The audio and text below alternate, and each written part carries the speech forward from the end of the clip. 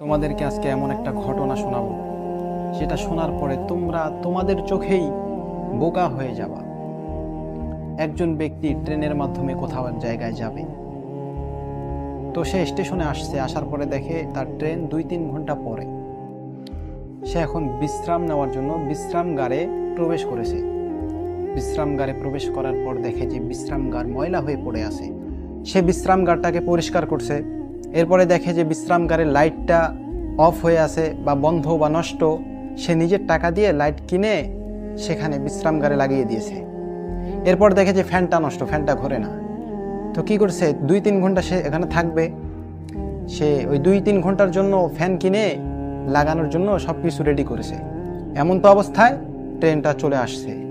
এখন সে কি করবে? সব কিছু সেখানে রেখে তার গন্তব্যস্থলে যাওয়ার জন্য ট্রেনে উঠে পড়েছে। তো তুমি এই লোকটাকে বোকা ভাববা না?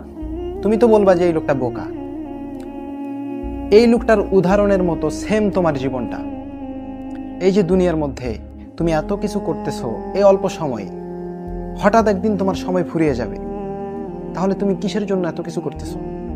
হঠাৎ ওই লোকটার মতো তোমাকে চলে যেতে হবে সব কিছু ফেলে রেখে। তাহলে তুমি কোথায় বুদ্ধিমান?